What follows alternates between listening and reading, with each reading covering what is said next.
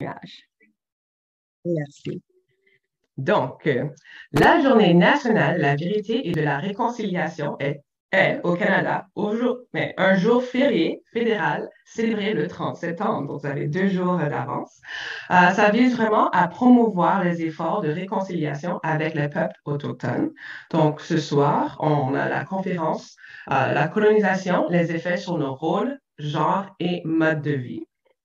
Et j'ai le plaisir de vous présenter notre invité spécial. Alors, la prochaine diapo, s'il vous plaît. Alors, on a Connor Lafortune avec nous ce soir. Connor fait des études dans un programme avec double spécialité en études autochtones et en égalité des genres et justice sociale avec une mineure en études juridiques à l'Université Nipissing. Il fait partie des communautés autochtones, francophones et queer. Il travaille principalement dans la promotion de la vie, la réduction des méfaits, la santé mentale et l'éducation autochtone. Comme activiste à l'identité multiple, Connor va nous partager comment il les vit simultanément. Connor, je te cède la parole. Merci beaucoup, Miigwech. Juste un peu sur le déroulement, c'est un peu, c'est juste un guide pour moi vraiment de garder mes choses en tête, mais comme vous voyez, ça va vraiment juste être mon introduction, créer des intentions pour la soirée, puis ensuite je vais vous donner juste un historique général sur les traités, génocides, puis là, à partir de cette base qu'on a créée, un peu des effets qui se passent à cause de ces effets historiques-là. Puis on va terminer un peu avec la réconciliation et une période de questions.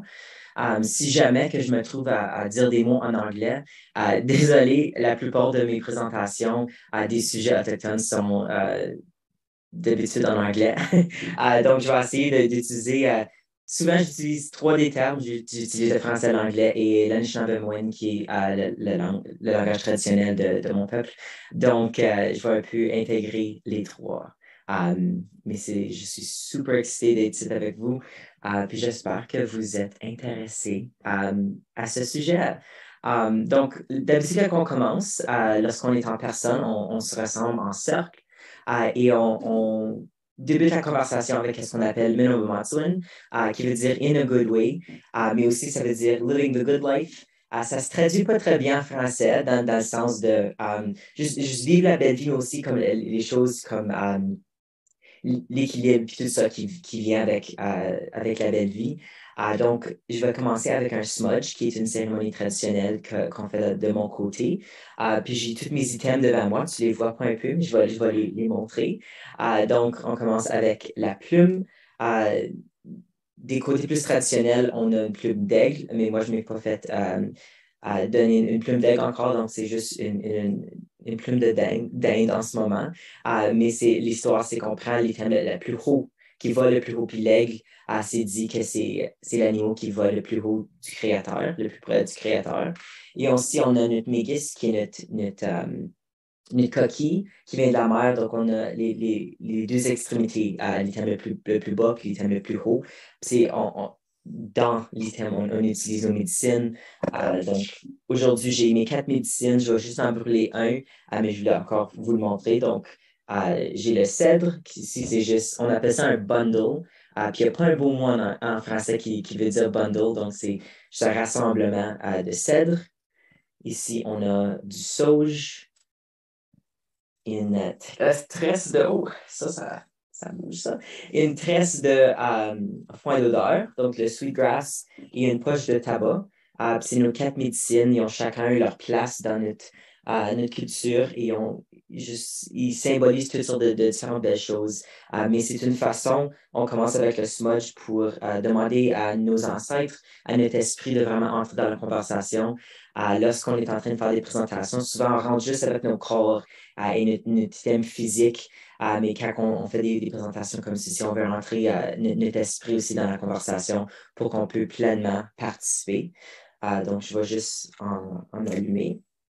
Puis, il y a l'aspect de feu et d'eau qui joue aussi son rôle. Donc, comme vous voyez, des allumettes pour le feu, mais aussi la coquille pour l'eau. Ça symbolise les différents items de la vie. Puis, comme vous voyez, je fais la représentation du vent. le Nodin. Puis, il y a aussi l'élément que lorsque j'ai fini, je remets mes cendres à la terre. Donc, on a les 4 éléments de la vie. Puis, lorsqu'on brûle les médecines, tout c'est juste le sauge. C'est une représentation d'une prière ou d'un message qu'on veut avoir. Donc, on se donne des pensées pour comment on veut que la journée se passe ou pour cet instant-ci, pour vraiment comment que la présentation va se passer. Donc, je vous remercie tous pour être présents et je suis très excité d'avoir une belle conversation pour vous et commencer votre semaine de réconciliation. Donc, je vous offre aussi la fumée en virtuel. Puis si on est en personne, j'irai autour du cercle. Et pour nous, on va à le côté du cadavre pour aller autour du cercle. Le cercle, c'est une représentation très importante pour nous. La continuité, les cycles, le changement, toutes ces belles choses-là. Donc, je vous remercie et je vous offre un peu de calme pour débuter. Je vais le laisser brûler du côté. Lorsqu'on fait le smudge, on ouvre une fenêtre pour que tout, qu'est-ce qu'on fait comme prière sort et peut bouger dans la vie. Il y a un des enseignements, c'est que si ta fumée elle va directement en haut, ça veut dire qu'il y a des belles choses qui t'entourent. Puis c'est ça que ma fumée a fait en ce moment. Donc, je voulais juste vous partager un peu de ça. As-tu une question? Bonjour. Bonjour. Oui, je suis très fan de la tradition. Je suis très fan de la tradition. Par exemple, vous avez expliqué les différentes choses qui m'ont intéressé. Là, je vois une photo ouvrir une graphique. On a de certaines choses qu'on brûle dans la maison pour faire fuir de mauvais esprits, les esprits de chaleur. Je pense mais est-ce qu'ici, il y a des boutiques spécialisées à vendre ces choses comme on le voit dans les autres pays? Donc, est-ce que les médecines sont vendues comme dans des magasins? Par exemple, des encens pour les mauvais esprits, des encens pour le bain, parce qu'il y a aussi des choses qu'on fait dans des bains, dans des choses comme ça. Est-ce que vous avez des boutiques spécifiques où ça se vend avec des conseillers spirituels? Je dirais que c'est plutôt une tradition d'aller cueillir et de pousser ses propres médecines. On a toutes sortes d'enseignements de la façon que c'est cueilli aussi apporte un changement comment c'est utilisé. Le cèdre, personnellement, je le cueille moi-même parce que j'ai beaucoup de cèdre dans mon endroit. Et j'ai aussi commencé à faire pousser du tabac sacré et du sauge. Il y a des boutiques qui le vendent, mais c'est plutôt commercialisé de ces jours-ci. Donc, c'est pas du tabac et du sauge qui est sacré. C'est vraiment juste quelque chose qui a été utilisé pour commercifier les cérémonies. Donc, il y a des places qui sont plutôt traditionnelles. Donc, moi, j'ai pas sur les marchés autochtones, mais il y a certainement des places qui les vendent, mais c'est juste pas nécessairement de façon qui sont bénéfiques. OK. C'était ça ma question. Merci, Gary.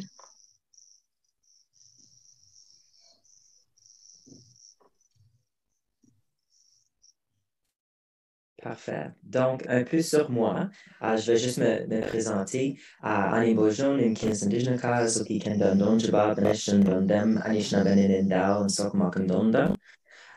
Donc, qu'est-ce que j'ai dit en Anishinaabe-Moine? Mon nom, qui est Ninkins dans le langage, mais qui est traduit indirectement à Petit Esprit de Tonnerre. Je m'appelle aussi Connor dans le monde occidentaux. Je viens de la Première Nation d'Oki. Le nom traditionnel, c'est Oki-Kendot. On est dans le nord-est de l'Ontario. Si vous êtes à Toronto, on est environ 4-5 heures, dépendant où tu es, au nord. Si vous avez déjà passé l'exit qui dit French River ou la rivière des Français, c'est par ce sortie-là. J'ai été élevé juste en dehors de ma communauté à Nouvelleville, qui est la municipalité de la rivière des Français, qui est une petite communauté à 1500 personnes. J'ai été à une petite école. Je pense que ma classe est graduée entre la 7 et la 12e année, on était 54 élèves. Donc, j'ai une très petite communauté, très catholique, très francophone. À 30 minutes d'où j'ai été élevé, c'est ma Première Nation.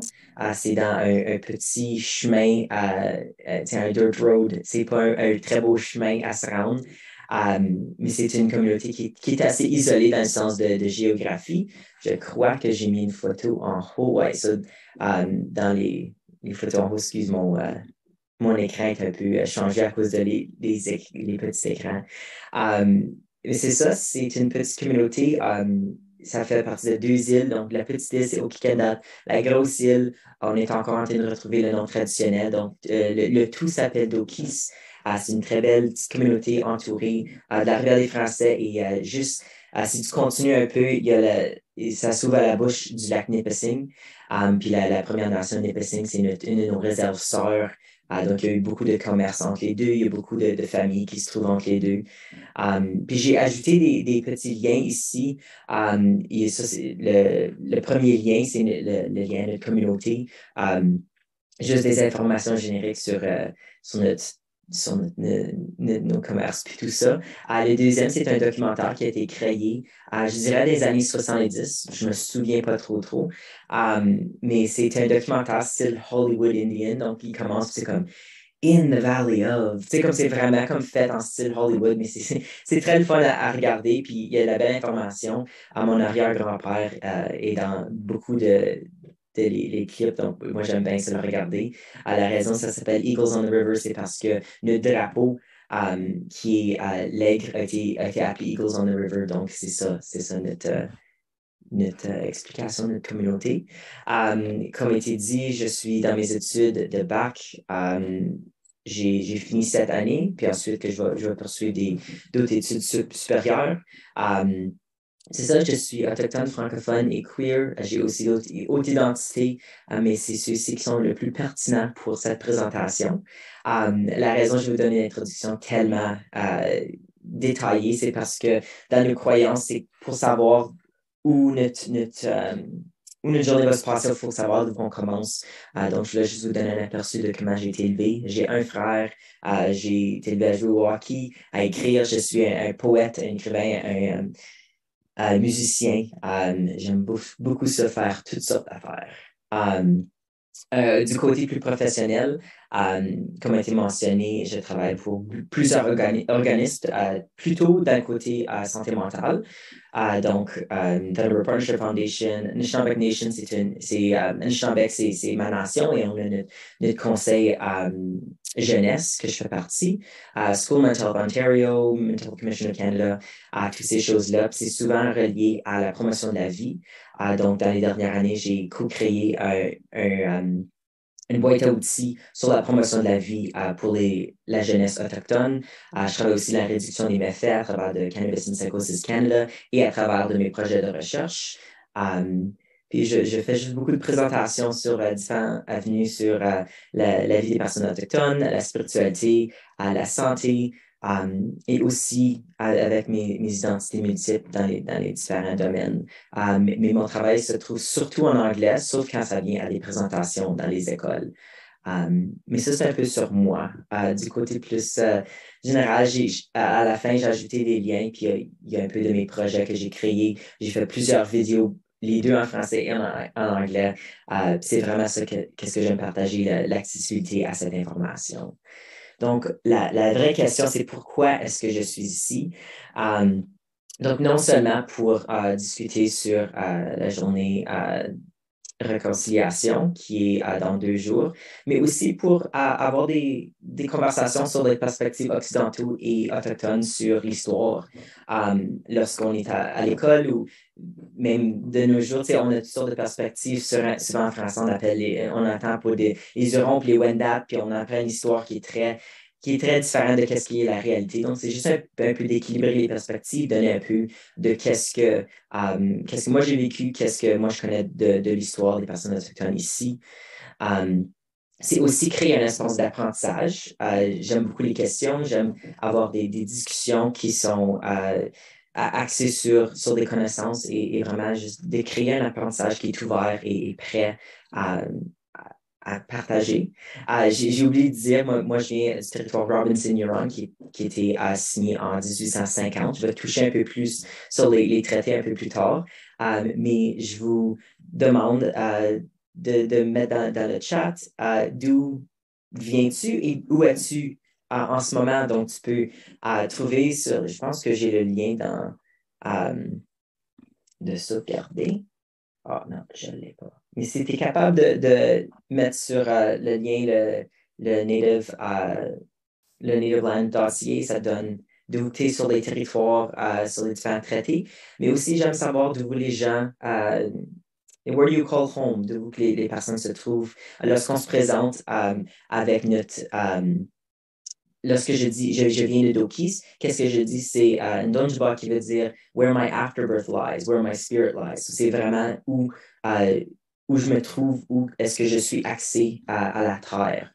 Donc, je vous invite à me dire où est-ce que votre maison se trouve. Je l'ai mis dans le chat. Alors, suivez le lien, s'il vous plaît.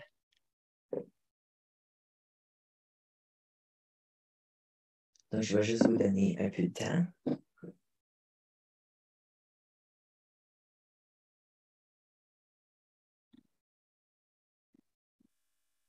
Souvent, souvent, lorsqu'on se trouve sur des terres, il y a beaucoup, à cause de la colonisation, à cause de les raisons systémiques, on oublie que c'est des terres qui ont été invadées, des terres qui ont été volées et des terres qui sont continuellement en train d'être utilisées par des peuples qui n'appartiennent pas aux terres. Donc, c'est vraiment juste de faire une réflexion d'où qu'on se situe et d'apprécier ce temps qu'on passe sur ces terres-là. Donc, vous pouvez faire Niagara Falls. Parfait, merci. Donc, juste avec les mains levées, le petit con là, qui fait les mains levées, est-ce que vous pouvez me dire qui ici est un membre de traité? Donc, juste avec le petit qui ici est un membre de traité? Donc, spécifiquement les traités sur l'île de la Tortue ou le Canada.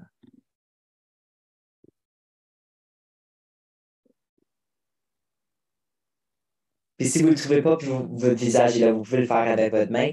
Mais c'est aussi une autre question de réflexion.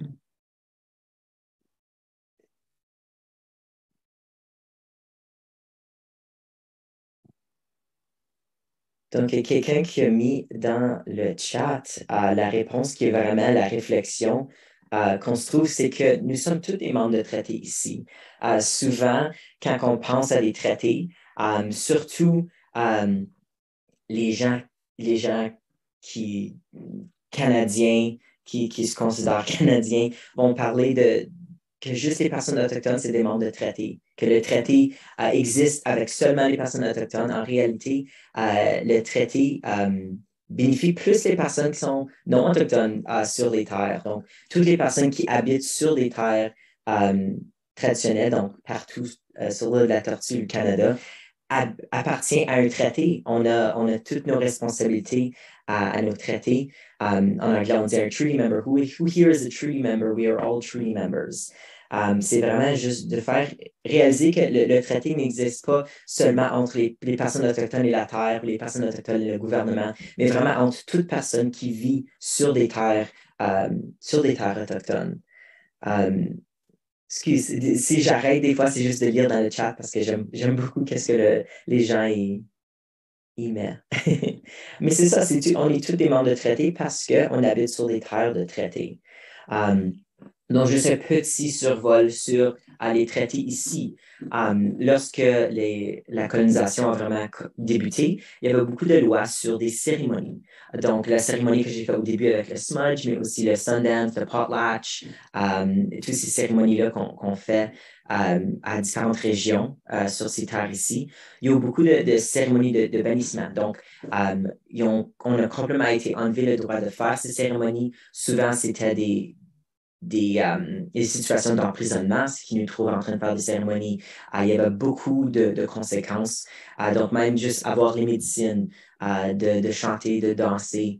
Et qu'est-ce qui arrive souvent, c'est qu'il y a beaucoup de nos frères et sœurs autochtones qui ont dû donner leur chanson, donner leur enseignement à d'autres peuples qui étaient plus en sécurité. Donc, j'ai passé du temps la semaine passée sur les terres de Trondheim, spécifiquement à Dawson City.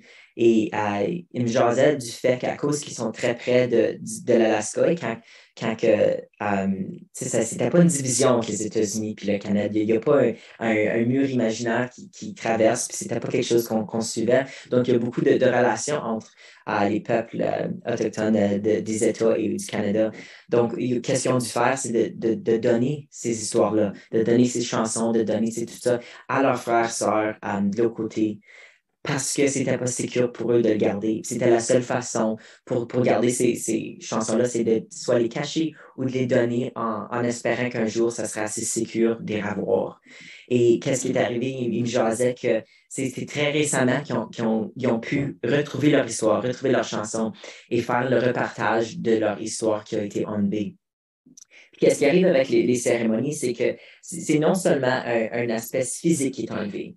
Donc, c'est pas seulement comme, je peux plus faire de prière ou je peux plus faire de médecine. Donc, c'est vraiment un manque holistique qui est là. Si on n'a pas droit à nos danses, on n'a pas notre aspect physique. Si on n'a pas droit à nos sweat lodges, ben on peut pas avoir notre santé spirituelle. On peut pas avoir notre santé émotionnelle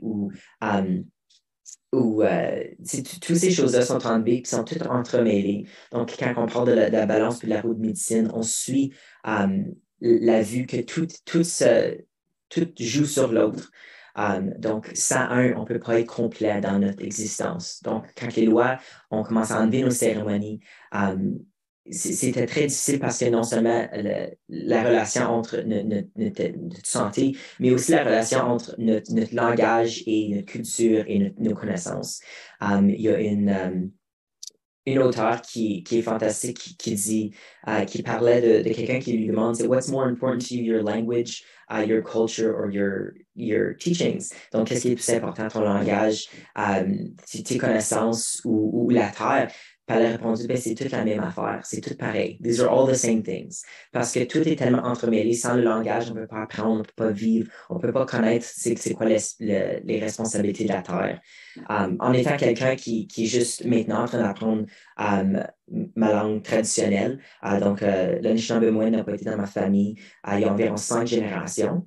Et je me trouve à quelqu'un, même si je suis bilingue, je peux trouver 2 différents langages pour m'exprimer. Les mots que j'apprends en Anishinaabe, c'est la première fois que je puisse m'exprimer pleinement.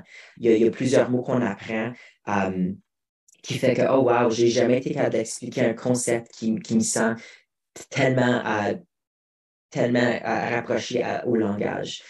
Donc, c'est non seulement un manque de langage physique, mais aussi un langage pour s'exprimer, un langage pour se connaître.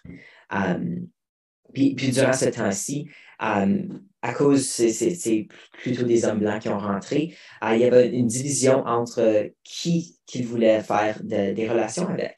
Parce que, tu sais, quand ils venaient de l'Europe, c'était juste des hommes blancs qui faisaient des relations. Donc, quand ils arrivaient ici, ils voyaient que les enfants, il y avait une place, puis les femmes, il y avait une place, les aînés, il y avait une place, tout le monde avait une place ici. Il n'y avait pas de hiérarchie. Tout c'est en relation et en cercle. Même les animaux, on a plusieurs croyances avec la place des animaux et vraiment le pouvoir qu'un animal peut avoir dans ce monde-ci. Donc, qu'est-ce qui est arrivé, c'est lorsque les hommes ont commencé à rentrer ici, dans nos communautés, on a dû mettre de côté nos femmes, mettre de côté les enfants, mettre de côté les aînés. Puis souvent, on est en train de réclamer cette place juste dans le 21e siècle. C'est très récemment qu'on essaie de remettre ces barrières traditionnelles-là dans plusieurs cultures, mais surtout dans les cultures Haudenosaunee, donc Iroquois. Il y a c'est un système qui est basé sur la femme, qui est basé sur la mère et la transmission. C'est matriarcal. Donc, d'avoir ce déballement de tout, la communauté a causé une grosse déconnexion entre les personnes et la culture, et c'est souvent quelque chose qu'on voit aujourd'hui avec le traitement des femmes, surtout dans notre communauté, mais aussi les enfants puis les aînés. Puis avec ce déplacement émotionnel et de système, il y a aussi eu beaucoup de déplacements physiques, donc des déplacements urbains, donc des communautés entières ont été déménagées. Je m'en souviens, il y a peut-être 3 ans, je parlais avec des étudiantes, j'étais en train de faire une animation de powwow, puis il y avait une étudiante c'était son premier power, puis elle me dit, oh wow, j'étais à Nipissing qui est dette au bord de l'eau. Puis elle me dit, oh wow, vous avez le droit à avoir vos réserves ici à côté de l'eau. Puis pour moi, c'était un concept tellement étrange parce que ma réserve est sur l'eau. Toute la plupart des réserves que je connais sont dettes au bord de l'eau. Puis qu'elle me dit, c'est que dans la région qu'elle est à Toronto, il y a des règlements contre mettre des réserves par l'eau parce qu'ils ne voulaient pas donner la chance d'avoir de la pêche, puis de partir en bateau, de faire ces choses-là. Donc, même le déplacement de nos terres, qu'est-ce qu'on appelle nos terres traditionnelles dans le sens de réserve, ce n'était pas nos terres originales. Et comme personne de Schnabec, nous sommes un peuple qui bouge. Quand c'était le temps de la chasse, on allait à cette région-ci, puis quand c'était le temps de se reposer durant l'hiver, c'était ici, puis on était toujours en déplacement. Donc, de se trouver uniquement à un endroit, c'est très contre notre nature comme personne à Nishnawbe, mais aussi à plusieurs cultures autochtones. Donc, ici, on rentre un peu dans des histoires plus historiques. Donc, la guerre de 7 ans, qui est en 1763, c'était le Seven Years' War. C'était contre les Britanniques et la France. C'était vraiment pour décider qui était pour avoir le pouvoir. Donc, les Français avaient fait des traités avec surtout les peuples Anishinaabe. Les Anglais avaient fait une alliance avec surtout les Haudenosaunee. Donc, c'était vraiment pour décider comme qui va décider pour ces terres. Est-ce que c'est la France? Est-ce que c'est les Britanniques qui vont prendre contrôle de ces terres? Et après la guerre, il y a eu la proclamation royale. Puis, ce document-ci disait toutes les différentes choses de comment il était probable les divisions, comment la France a été mise de côté, puis c'était difficile parce qu'il y avait tellement de personnes qui avaient fait des alliances avec les Français. Donc, comment séparer des alliances, puis comment laisser savoir que cette alliance-là ne peut pas exister parce qu'ils ne sont plus en pouvoir. Donc, avec ce concept-là, ils ont créé le traité de Niagara. Donc, c'est un rassemblement, en fait, c'était le plus grand rassemblement de chefs et de meneurs autochtones à ce jour. C'était environ 2000 personnes. Puis, qu'est-ce qu'ils avaient fait? C'est qu'ils ont créé des petits camps. Donc, tu avais tes différentes nations qui étaient des petits camps. Et ils ont fait les Européens ont fait le tour, puis ont fait comme, hey, qu'est-ce que tu aimerais, qu'est-ce qu'on peut t'offrir, qu'est-ce qu'on peut faire pour qu'on ait un beau traité, une belle alliance entre nous deux. Donc, pendant des semaines, ils ont passé, puis on a le processus chez nous de faire le gift giving. Donc, non seulement avec le traité, c'est de faire un arrangement avec les politiques, mais aussi de donner des cadeaux. Donc, c'est des médecines, des couvertes, de la nourriture. C'est vraiment un processus de relation. Donc, il y a eu même ce processus. Donc, le traité de Niagara, c'est fait signer en 1764 et c'est vraiment le premier traité qui dicte tout ce qui se passe maintenant. Il y a eu le Dish with One Spoon qui est surtout à Toronto et ces environs-là, mais c'est beaucoup des principes qu'on utilise. La photo en bas, il y a plusieurs traités qui ont été marqués en wampum, donc en belt. C'est fait avec des perles, avec du sinew qui est des parties d'animaux, surtout l'orignal et le chevreuil. C'est une représentation physique de les traiter. Donc, vous avez j'oublie c'est quel, mais si je l'ai mis, mais il y en a un, donc c'est une personne et une personne, puis une ligne. C'est de faire comme, on peut avoir nos canaux parallèles, mais ils vont pas se croiser. Mais on peut vivre en harmonie dans ce monde ici. Donc, c'est juste pour montrer que les traités ont été créés avec cet aspect de relation, d'alliance et de cohabitance à ces terres-ci. Comme vous pouvez probablement le savoir, c'est que de nos jours, cette alliance a été sévérée très strictement. Quand je parle spécifiquement de mon traité, le Rome-Signoron Treaty de 1850, un peu sur mon traité, le traité a été signé pour faire une alliance avec les terres. C'est une des clauses, c'était de donner un annuity, donc une paye à chaque année pour, disons, faire le loyer. C'est de même qu'on voit ça. Puis après 100 ans, donc le loyer commence à 4 par personne qui était membre de ces Premières Nations sur ces traités-là chaque année. Donc, 4 en 1850, ça fait une différence. Puis là, c'était pour continuer à monter le plus que le territoire fait d'argent. Donc, avec les mines, avec la coupe des arbres, avec toutes ces choses-là, le plus que le gouvernement faisait d'argent sur les ressources, le plus que le numéro était supposé de refléter.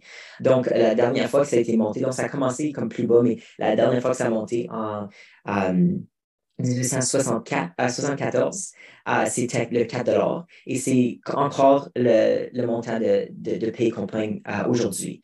Donc, vous l'avez probablement vu, il y a des grosses discussions en cours en ce moment ça fait probablement 4 ans pour voir que le traité n'a pas été respecté à plusieurs reprises, mais surtout sur le montant d'argent. Et juste pour vous donner un peu d'aperçu, il y a moins que 40 000 personnes sur le traité qui sont Premières Nations statut. Donc, 40 000 fois 4 c'est 160 000 disons, si on joue avec les numéros un peu. 160 000 c'est juste un peu moins que qu'est-ce qu'un mineur sur le territoire entier fait dans une année. Donc, juste pour mettre en perspective, chaque fois qu'on fait des coupes, chaque fois qu'on fait des extractions de ressources avec les mines, si on a les mines de nickel, puis il y a toutes sortes d'autres produits qui sont sortis.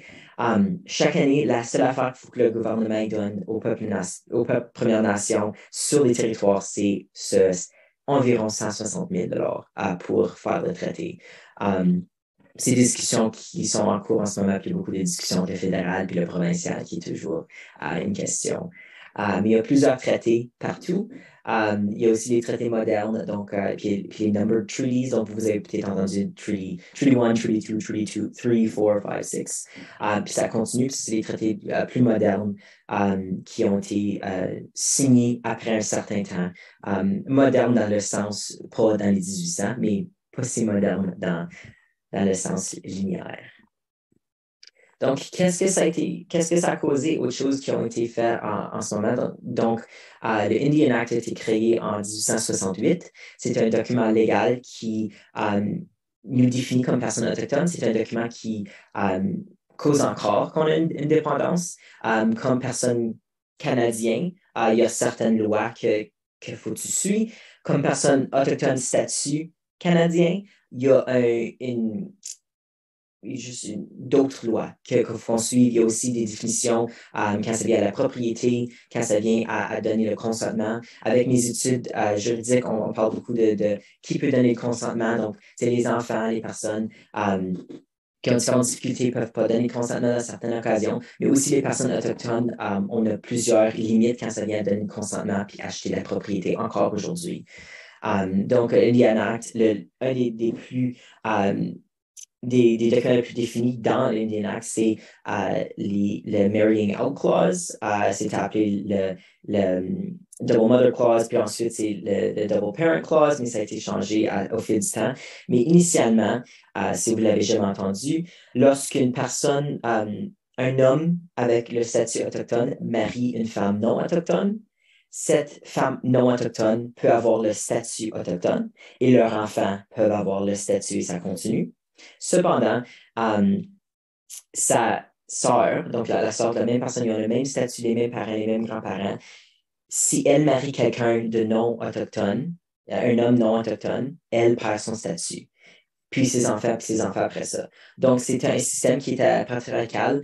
C'était vraiment de créer des distinctions, non seulement dans nos communautés, créer des arguments. Tu peux voir pourquoi que ça serait difficile d'être correct avec ça, mais aussi c'est un système de génocide, un système d'assimilation et de vraiment enlever le système de statut. Puis ce système-là fonctionne encore aujourd'hui. En 1985, ça a été changé, ça s'appelle Bill C-31. C'est un document que les femmes autochtones ont fait comme « Hey, nous autres, on veut avoir notre statut. » Parce que non seulement tu perds ton statut, tu perds ton affiliation de traité, tu te fais jeter dehors de ta communauté. Il y a beaucoup de places où tu ne vas même pas parler avec les personnes que ta famille, tu ne vas même pas aller voir ta famille, tu ne vas pas parler avec les gens de ta famille. Et tu ne devenais pas blanc. C'est ça que beaucoup de personnes comprennent pas, c'est que tu n'étais non plus considéré autochtone, mais tu n'étais pas tout à fait considéré blanc. Donc, toutes les choses au Canada qui venaient avec la racialisation d'une personne blanche ne t'appliquaient pas. Donc, tu étais constamment dans un sens de limbo.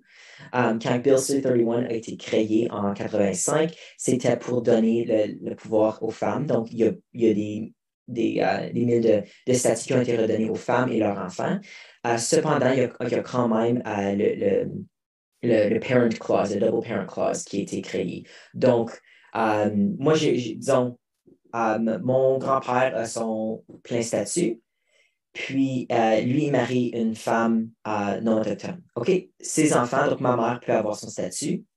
Ma mère marie quelqu'un sans statut, moi, je ne peux pas avoir de statut. Donc, c'est une distinction de lorsqu'on marie hors de la culture pour 2 fois, le statut ne peut plus être passé. C'est un document intéressant puisque nous sommes le seul peuple, surtout au Canada, qui a à définir leur état racial ou ethnique avec une carte. C'est aussi gouverné par le gouvernement. C'est basé sur le pourcentage, Blood Quantum. Aux États-Unis, c'est surtout le Blood Quantum, mais c'est sous la considération de full, half, quarter, eighth. Puis la personne qui est un eighth n'est pas considérée comme une personne autochtone légale. Il y a aussi beaucoup de distinctions avec les personnes qui sont autochtones, disons pleinement autochtones, mais n'ont pas de statut à cause de la perte de différentes façons. Il y a eu l'enfranchissement avec à plusieurs reprises.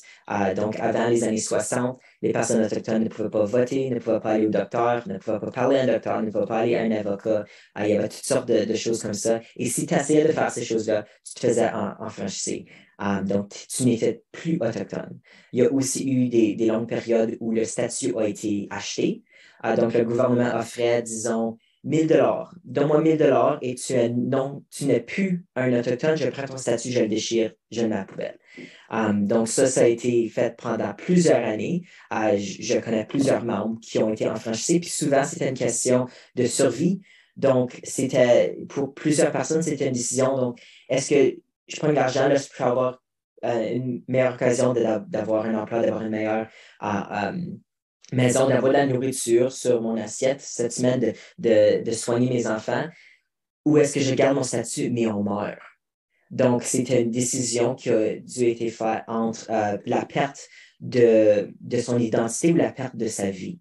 Puis c'est quelque chose que aussitôt qu'on faisait ça, c'est quand même les mêmes règlements. On ne peut plus habiter sur la réserve. Souvent, on se faisait, il y avait un aspect de shun, right? Parce que pourquoi? C'était un aspect très difficile. Pourquoi qu'on voudrait être avec vous si c'était tellement facile pour toi de te vendre ton identité. Puis on comprend qu'il y a beaucoup de nuances, mais il y a beaucoup de séparation qui a été faite dans ces temps. Mais c'est ça. Il y a aussi la définition d'un être humain. Il y a plusieurs personnes qui ne se rendent pas compte. Mais les personnes autochtones, ça fait depuis 1950 qu'on est considérés des humains, selon la loi.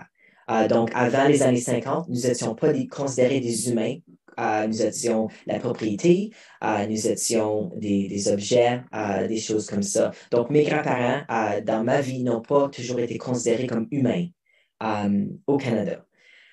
Donc, souvent, on parle beaucoup de différentes lois, comme le droit de vote. Là aussi, le droit de vote a été créé pour les personnes autochtones en 1960. Puis on peut comprendre que c'était pas en 1960 que toutes les personnes autochtones ont décidé d'aller voter. Ça a pris beaucoup d'années parce que c'est un système qui était non voulu, un système qui n'avait pas de sens de communauté. Donc, juste parce que la loi a changé, ça ne veut pas dire que le monde s'en voulait de nous entendre. Donc, il y a beaucoup de distinctions avec ça aussi. Mais c'est vraiment un document qui contrôle une population. Un peu plus de détails sur le statut même aujourd'hui. Donc, moi, j'ai mon statut, mais moi, je ne peux pas le passer à mes enfants parce que je suis à ce double parent cut-off qu'on appelle. Mais sous différentes formes, excuse, je ne peux pas passer mon statut à moins que j'ai un enfant avec quelqu'un qui a un statut. Mais étant une personne qui est gay, c'est un peu différent parce que, disons que les enfants, ça ne vient pas aussi facile. Mais il y a aussi d'autres règlements avec l'adoption qui est un peu plus, disons, de notre bord de la médaille avec l'adoption. Mais juste pour mon argument, disons que moi, j'ai un enfant puis ils n'ont pas de statut. Moi, j'ai une maison à Dokis parce que je peux habiter là, parce que c'est ma communauté, c'est ma réserve, je peux habiter là. Après que je meurs, mon enfant ne peut pas habiter là, ne peut pas avoir la propriété là. On peut faire comme dans mon will, je peux mettre, pour 50 ans, mon enfant peut vivre là, mais cette personne-là ne peut pas habiter là et avoir de la propriété, avoir accès au traité, avoir accès à plusieurs choses. Puis, qu'est-ce que plusieurs personnes ne considèrent pas, c'est qu'après que, parce qu'éventuellement, le système est encore en place, de vous que, éventuellement, on va tout arriver à cette génération-là. Il n'y a plus assez de personnes dans notre communauté pour avoir des relations. Premièrement, ma communauté est très petite. On est déjà quasiment toutes de la famille. Donc, il n'y a plus assez de personnes pour entre mariés. Donc, à un point, on va tout arriver à ce point-là où nos enfants ne peuvent plus avoir de statut. Puis, qu'est-ce qui arrive quand personne ne peut avoir un statut? Les terres de la réserve retournent au gouvernement. Parce que ce n'est pas une terre qui appartient aux personnes autochtones. C'est une terre qui est essentiellement donnée en loyer. Vous pouvez l'avoir jusqu'au temps que vous avez votre statut. Puis lorsqu'on n'a plus de statut, ben, les terres ancestrales, nos terres, donc tout le monde de ma famille a été élevé, n'appartient plus aux personnes. Puis, soudainement, les personnes, c'est Crownland, puis les personnes peuvent juste acheter. Il y a aussi d'autres règles sur les Premières Nations. On n'a pas de certificat de ownership. On ne peut pas appartenir. Ça représente la maison qu'on avait à Dokis, c'est un certificate of possession. We can possess on reserve, we cannot own. Donc, il y a même des distinctions de qu'est-ce qui appartient parce qu'à la fin de la journée, it's the crown, c'est le gouvernement qui appartient à nos populations et nos terres. Il y a aussi d'autres aspects avec quand on parle de nos terres de traité, on parle souvent de lots of hunting grounds, beaucoup, mais le plus que la propriété private property continue, le moins de terres qu'on a à chasser, le moins de terres traditionnelles qu'on a. Donc, le plus qu'on avance dans le monde avec la propriété, le moins de terres qu'on va avoir. Puis c'est essentiellement le système qui a été créé, qui maintenant, juste sous-entendu, les gens ne réalisent pas que c'est un système qui continue. Donc, je vais juste aller un gros survol. Je voyais des faces très intéressées, donc je voulais vraiment aller en détail avec ça. Les écoles résidentielles, c'est un système qui a été fait pendant environ 150 années. La dernière école résidentielle a fermé en 1996. Un peu de perspective, ma mère est en train de graduer à l'université. Elle aurait pu facilement être un élève de l'école résidentielle. Il y a aussi eu les Indian Day School, donc une distinction entre Indian Day School et les écoles résidentielles. Comme dit dans le titre, les écoles résidentielles étaient une école où les enfants étaient pris et mis ailleurs. Ils vivaient là. Il y a un système, souvent, ils ne retournaient jamais à la maison ou juste quand ils avaient leurs 16-18 ans. Il y a des enfants qui ont été nés dans le système des écoles résidentielles et ont resté. Puis les Indian Day Schools, c'était le même système d'école, donc mené par l'Église, mais mis dans les communautés. Donc à Deux Keys, on avait un Indian Day School qui a été mené par l'Église. C'était un système similaire avec l'abus physique, mental et sexuel dans plusieurs aspects, mais il y avait quand même le sens de communauté parce que les élèves retournaient à la maison. Le 60s Scoop et le Millennial Scoop, c'était lorsque les enfants ont été enlevés de leur famille et placés dans des familles non autochtones. C'est encore un système qui existe aujourd'hui.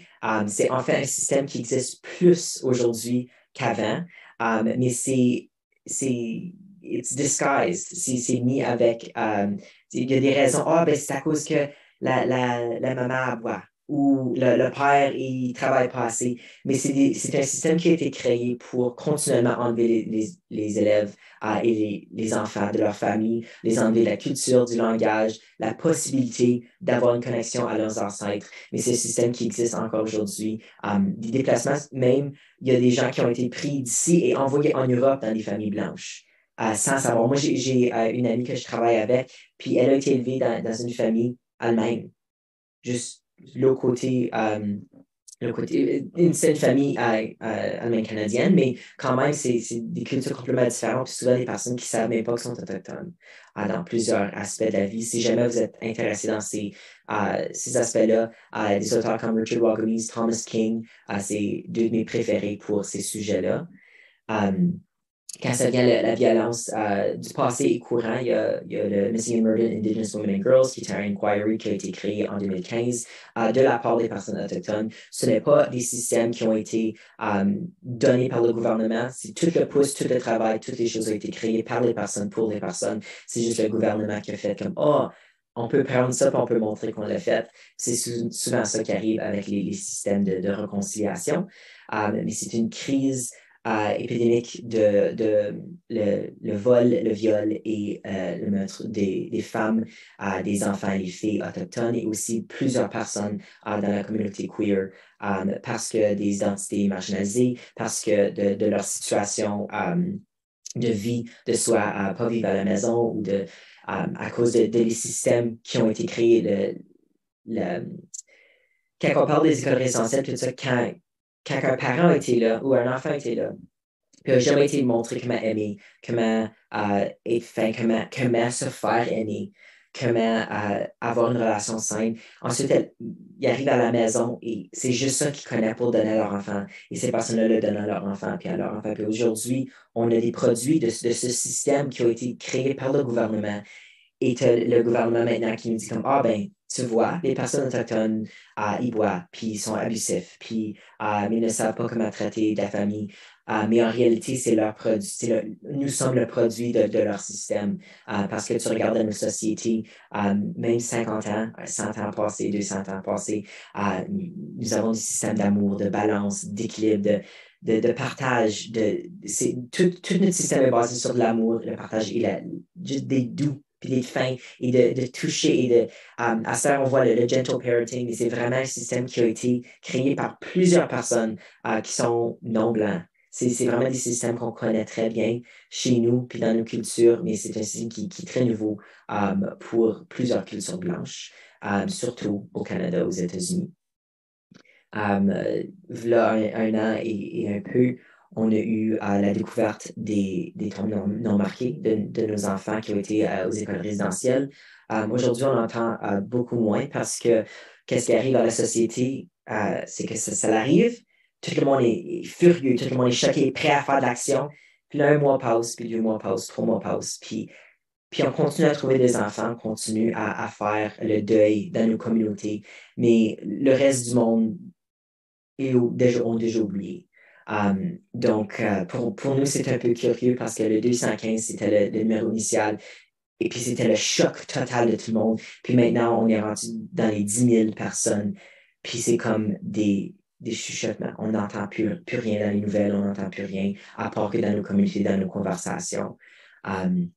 Juste un peu sur ce temps-là, pour les personnes autochtones, non seulement avec, jusqu'au début avec le contact, avec avoir à remettre nos cultures, à les cacher, avoir à ne pas trop sortir c'est qu'on n'a jamais eu le droit d'avoir le deuil.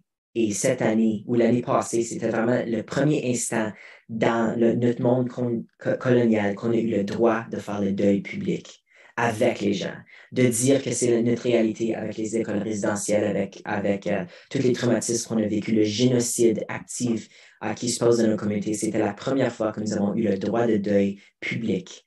Donc, c'est juste un peu un aperçu avec qu'est-ce qui se passe avec la journée de réconciliation, de vraiment faire le pouce qu'on a juste eu le droit de faire ceci dans la dernière année, de vraiment le faire.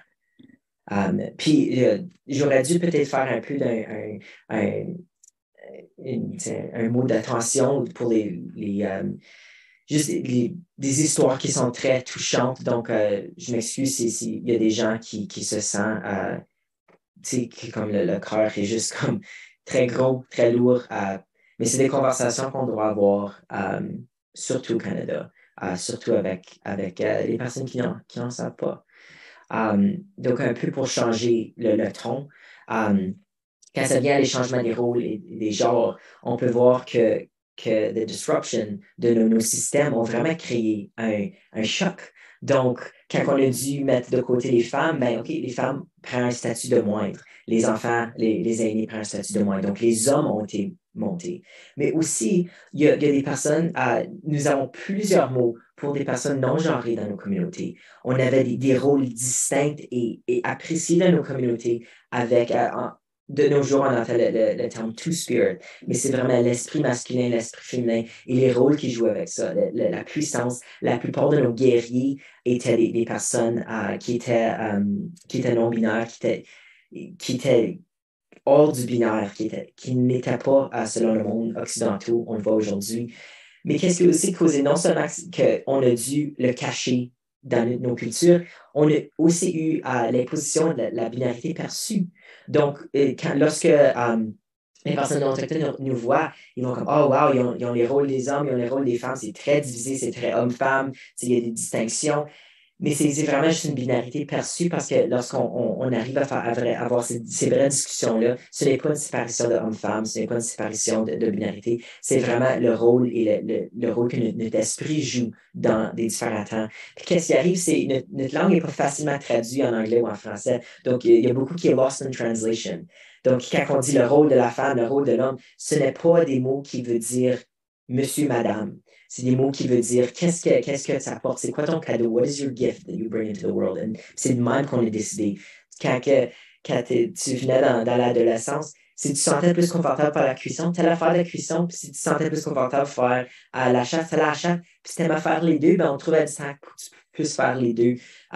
Nous n'étions pas des cultures qui étaient très séparées dans le binaire. En fait, c'est très, très, très commun. Les couples gays, aussi les couples qui sont non monogamous. Ça n'existait pas. Nous autres, vraiment, le mariage, c'était quelque chose de économique. OK, je suis marié à toi, si on peut partager les tâches, si on peut avoir des enfants, mais l'amour, j'ai aussi les personnes que j'ai pour l'amour. J'ai aussi les personnes que j'ai pour l'amitié. Donc, d'avoir des séparations, même entre les relations, était très, très, très différent. C'est juste aujourd'hui qu'on essaie de retrouver nos systèmes originaires d'être, nos identités dans ce système-là. Je vais juste sauter un peu les stéréotypes parce que j'en ai jasé un peu puis je ne veux pas mettre trop de pouces dessus ça. Mais la colonisation, en gros, a vraiment causé un effacement de nos identités, non seulement comme personnes autochtones, mais comme personnes queer, comme personnes d'esprit. Lorsqu'on regarde à notre être comme personne autochtone, notre corps, c'est seulement un vaisseau qui transporte notre esprit. We are a spiritual being in a physical state. Donc, notre corps est une limitation de notre existence. Nous ne sommes pas définis par nos génitaux, par notre corps, par qu'est-ce qu'on fait. C'est notre esprit qui dicte. Donc, lorsqu'on vient d'un monde occidental, lorsqu'on essaie de réapproprier nos coutumes, c'est très dur à expliquer parce que le monde nous dit d'une façon comme non, moi j'expérience ma vie très différente. C'est pour ça que tu vois un très, très, très gros montant de personnes qui sont queer et autochtones. Il y a tellement, tellement un gros. La plupart de mes amis autochtones qui sont de mon âge sont dans la communauté parce que c'est notre existence naturelle, d'être ouvert, de vivre dans le flux de juste vivre uniquement. Donc, la vraie question qu'on apporte, c'est qu'est-ce que la réconciliation? J'ai tombé de la misère avec ce mot-là. Donc, ça fait un peu que j'en parle. Donc, je me demandais s'il y a des gens qui voudraient essayer de répondre à la question, soit par chat ou quoi que ce soit, mais juste vraiment vite, c'est quoi la réconciliation? C'est qu'est-ce que vous comprenez de la réconciliation? Ça va aussi me donner la chance de prendre un peu d'eau.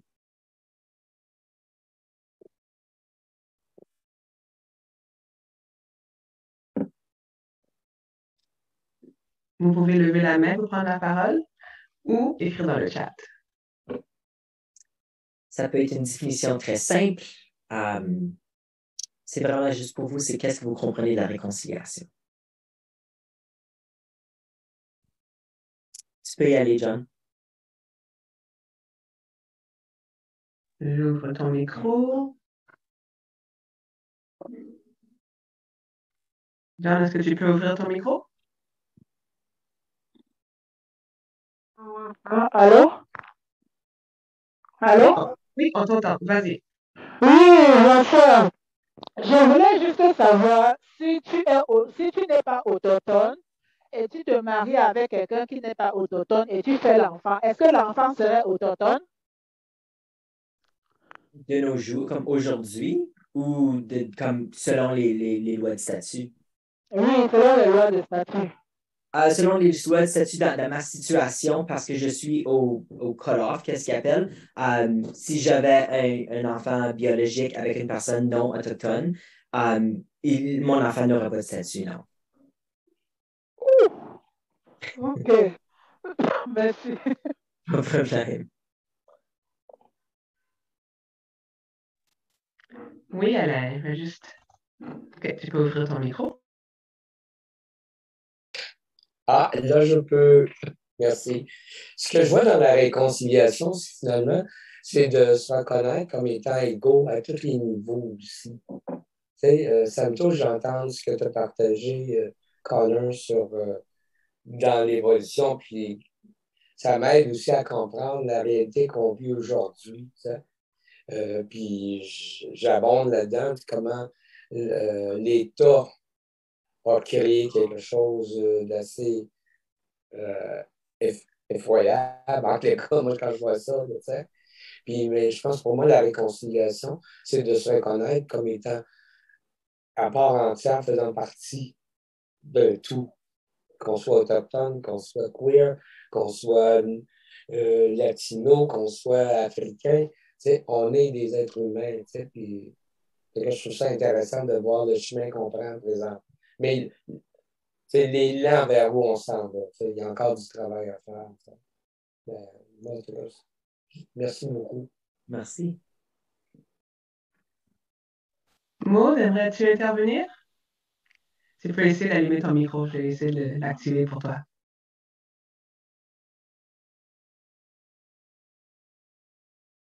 Ah, voilà, ça fonctionne. Moi, je dirais que la réconciliation, c'est d'être capable de ressentir ce que vous avez, ce que vous ressentez. C'est d'avoir une empathie envers vous et puis aussi de vouloir s'éduquer à votre histoire. Puis moi, je pense que tu me diras si j'ai raison, mais c'est une fois que vous savez que vous êtes entendu, puis que c'est que les Blancs qui sont pas Première Nation, puis qu'ils sont ouverts, puis qui sont curieux, puis qui veulent comprendre, ben j'imagine que c'est là que la réconciliation peut peut-être commencer, mais juste commencer, là, tu sais. Mais en tout cas, moi, c'est ça que je pense, c'est que c'est le peuple qui n'a pas vécu ça ou que justement, ben, qui soit très empathique avec ce que vous avez vécu, puis qui veulent s'informer, puis qui veulent, c'est ça, transmettre l'information à leurs propres enfants, à leurs élèves, tout ça. Donc, ouais, je pense que ce serait peut-être ça pour moi. Merci, c'est tellement des belles interventions. J'ai aussi lu les celles dans le chat. Puis qu'est-ce que je ressors de toutes vos réponses, c'est vraiment la vraie intention d'une réconciliation. C'est ça le but, c'est ça l'intention lorsque le mot a été utilisé. Puis vous avez prendre la vue parce que j'ai cliqué à travers mes slides. Mais moi, je suis un gros critique de la réconciliation, mais pas la réconciliation que vous avez parlé de. Pas la vraie définition. Qu'est-ce que vous avez parlé de réparer des relations, premièrement, créer les relations pour les réparer et de faire l'empathie et un partage d'informations. Ça, c'est ça le besoin. Puis je suis en plein, je trouve que ça, c'est qu'est-ce qu'on devrait faire. Cependant, la réconciliation a été usée comme mot, buzzword de nos jours. Lorsqu'on pense au Truth Reconciliation Commission, à la Journée nationale de la réconciliation et la vérité, c'était utilisé par le gouvernement comme des mots-clés à faire comme check, on l'a fait, on porte des chemises oranges, c'est beau, on a des personnes autochtones qui parlent, c'est beau, mais on ne fait pas de changement systémique. Il n'y a pas de vrai changement, c'est vraiment juste des changements de survol. Des représentations de comme, regarde comment bien qu'on fait, on a donné une journée, c'est beau, hein? C'est vraiment ça qu'on ressent comme les personnes autochtones. Cependant, qu'est-ce que vous avez partagé? C'est ça qu'on veut. C'est ces conversations-ci, c'est de faire ces choses ici. C'est ça la vraie réconciliation, mais ce n'est pas qu'est-ce qu'on est en train de faire. Je parlais avec Mika aujourd'hui, puis j'ai vu que une des critiques, c'est la reconnaissance de territoire. Puis c'est pas nécessairement la reconnaissance des territoires que je critique. C'est pas uniquement ça. C'est que si c'est seulement ça que tu fais, tu n'es pas en train de faire la réconciliation. Ici, il y avait une reconnaissance de territoire qui était très beau, mais ensuite, on a eu une conversation. Ça, c'est une action. Avec la réconciliation vient des actions parce que c'est un mot avec une action. Si c'est juste symbolique, ça ne vaut pas rien. C'est vraiment ça la critique que moi j'ai de la réconciliation parce que c'est utilisé comme mot qui vaut plus rien. C'est vraiment juste comme, c'est les chemises, c'est les discussions, c'est j'ai écouté une personne autochtone, j'ai vu du tabac une fois. C'est vraiment des choses comme ça qu'on voit. Mais lorsqu'on prend vos interprétations vraies de réconciliation, de partage, de créer une fondation et ensuite bâtir à partir de ça. C'est vraiment ça qu'on cherche. Donc, c'était comme très beau. J'ai même pas besoin de changer aucun de vos mots. Toutes vos réponses étaient tellement passionnées et beaux, mais il faut que ça vienne avec l'action parce que ça ne vaut pas rien sans action. Donc, c'est vraiment ça. Maurice, je vois que tu as un commentaire, une question. Oui, merci de faire cette mise au point, puis je suis entièrement d'accord que des fois, les gouvernements ont une façon de présenter les choses. Alors, moi, ici, ce soir, j'espère que dans la poursuite, comment nous, comme citoyens, comme humains et comme toutes les bonnes intentions qu'on a tous ensemble, d'être capable d'avoir ce mouvement réparateur, disons, comment nous, on peut s'impliquer de façon plus concrète pour pas que ça reste à un niveau superficiel. C'est ça, comme enseignant, comme personne humaine, comme personne dans mon environnement, qu'est-ce que je peux faire de concret? Alors, c'est ça que moi, en tout cas, j'aimerais être appelé à faire parce que j'ai des amis allemands qui sont venus me visiter. Ils voulaient aller visiter absolument une réserve. Mais on dit, Maurice Pierre, tu dois connaître, tu vis ici, tu es né ici. Et j'ai dû leur avouer, je ne sais pas où je pourrais vous amener, à moins que ce serait, il y a quelque chose dans le goût de Sarnia. Vois-tu, j'étais bouche bée et je me suis senti vraiment embarrassé parce que ces gens-là avaient lu et en connaissaient quasiment plus que moi. Ben, c'est parfaitement la question que je t'ai pour répondre dans le prochain slide. Donc, j'aime beaucoup. Le timing était parfait. Mais c'est qu'est-ce qu'on peut faire pour faire une véritable réconciliation? Puis on peut comprendre que comme humain, on peut faire autant qu'on veut, mais c'est le gouvernement. C'est comme la discussion de si on arrête d'utiliser des pailles en plastique, que le changement climatique va complètement changer. C'est un changement systémique qui doit être fait, mais les choses que vous pouvez faire dans votre vie personnelle peuvent avoir le plus d'impact sur les personnes. Pour voir Maud, c'est beau de te voir. Donc, c'est vraiment ça qui peut avoir le plus d'impact dans votre cercle. Donc, comme j'ai mis, règle générale, demandez de façon humble, d'approcher les connaissances parce que comme on a discuté, c'est des sujets très puissants, des sujets très traumatisants. Mais souvent, c'est de voir les pratiques. Donc, si tu as une relation avec une personne autochtone qui est connaissant, apprenez leurs différentes façons, leurs coutumes pour demander pour des connaissances. Donc, chez nous, si tu nous approches avec une tobacco tie, une poche de tabac sacré, c'est le même qu'on demande. C'est une façon de se humbler. J'ai mis l'effort d'aller cogner ce tabac ici, je te demande si je peux te demander d'autres questions. Mais c'est aussi d'être prêt à te faire dire non. Parce que c'est des conversations dures. Donc, c'est de se humbler pour demander, mais aussi d'être prêt pour se faire dire non, c'est pas le temps, ou non, je ne peux pas, ou peut-être essayer cette personne-ci. Une deuxième règle, informez-vous. Il y a tellement de littérature, surtout en anglais, malheureusement, sur les personnes autochtones. Comme j'ai dit, j'ai mentionné un peu d'auteurs, mais j'en connais une centaine. Il y a des livres, il y a des vidéos, il y a des ressources. À la fin, j'ai même des vidéos en français que je jase sur des différents concepts autochtones.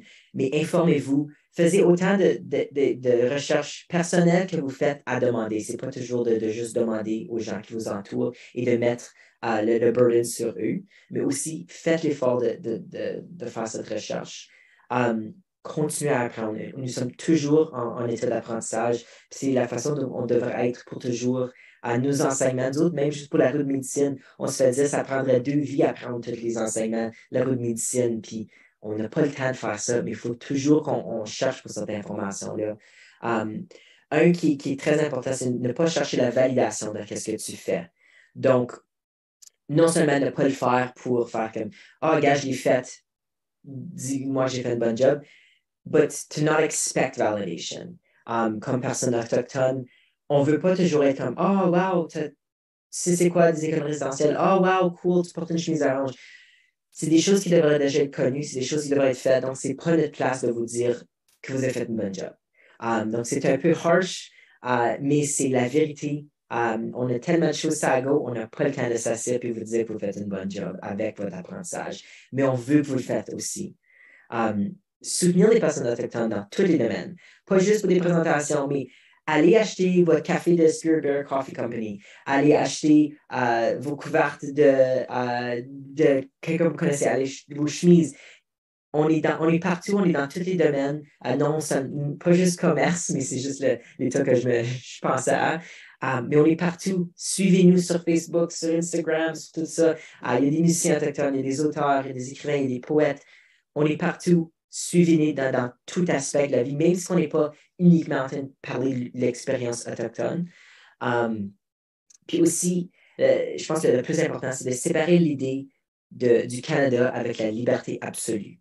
Je peux comprendre d'une façon objective de comment le Canada peut être un endroit de sécurité et de juste un safe haven pour tellement de personnes. Puis je suis ici, puis je veux que les personnes se trouvent en sécurité ici. Mais c'est de séparer l'idée que le Canada est uniquement à propos de la liberté, uniquement à propos de l'inclusion, uniquement à propos de l'hospitalité. Parce que les premiers immigrants ici étaient les personnes non autochtones que nous avons acceptées ici et nous avons dû par notre vie, par notre esprit, nos connaissances et tout aspect de notre être, nos terres, toutes ces choses-là, juste à les accepter ici. Donc, c'est vraiment de séparer cette idée que le Canada is the most beautiful place on earth, or is the best place and the place that represents freedom. Parce que pour beaucoup de nous, c'est l'endroit qui nous a embarré le plus dans le monde. Je vais demander à Milka de partager le PowerPoint si vous voulez accéder à tous les liens. Il y en a plusieurs en français et en anglais. Puis je voulais, oups, un peu trop loin. Je voulais aussi laisser l'espace pour des questions. On n'a pas grand